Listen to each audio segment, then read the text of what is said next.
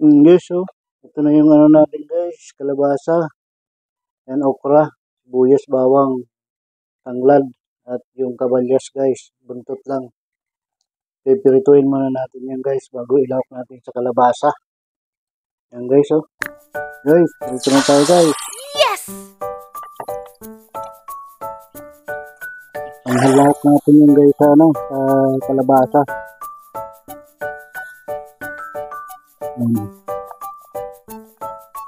Halawak natin yan guys, ito muna ng kabalyas sa kalabasa.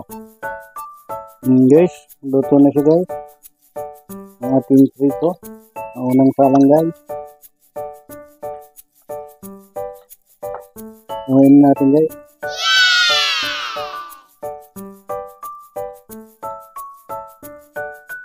Ang huling salang guys. Salang natin. Ang lawak lang naman yung guys sa kalabasa guys. Anim na piraso lang yun. Himay-himay na natin yan guys para wala nang tinik guys na ilagay natin sa kalabasa. Guys, so yan na yung huling salang natin guys na kabalyas. Lapit na maluto guys. Yan guys, so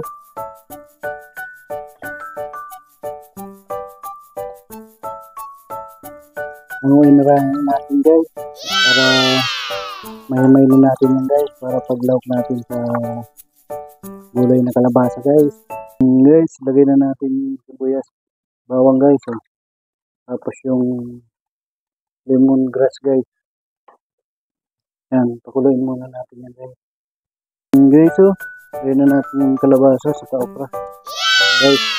Halos magkasabay lang naman maluto guys yung kalabasa niya saka okra guys, ano?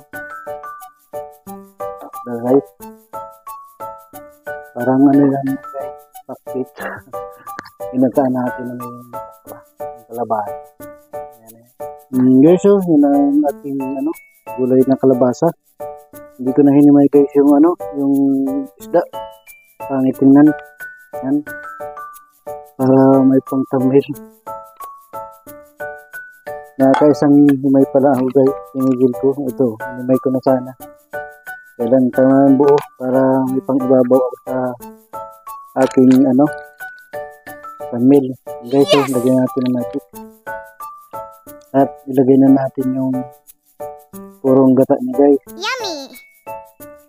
Yan. Purong gata guys ng ating ano.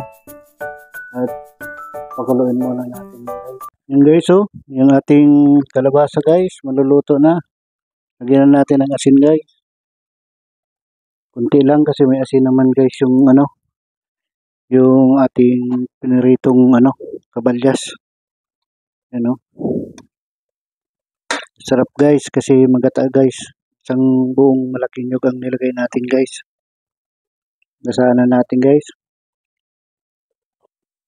Grabe guys. Sarap guys, para kang nagluto ng pakbit guys. Nice. Yan guys, ang ating ulam ngayong tanghalian guys. Pinataang kalabasa na may kabalyas na prito at okra. Yan guys, so kita nyo naman. Grabe ang gata niya. Yan guys, yan ang luto guys ng Bicol. Pag sa gata guys, maaasahan. Yan guys, so diba? Kita nyo naman guys. Yan, luto na yan guys. Kaya hanggang dito na lang po muna ang aking munting vlog. Maraming salamat po sa inyong suporta at panood sa aking mga ginagawang video. Mag-iingat po kayo lagi saan man po kayo nandoon. At huwag niyo pong kalimutan mag-like and share and subscribe na rin po.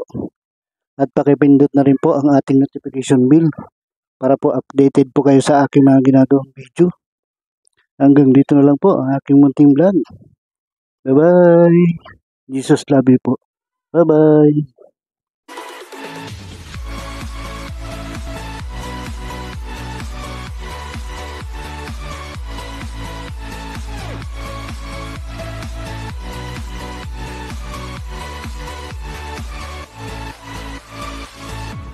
Sana all.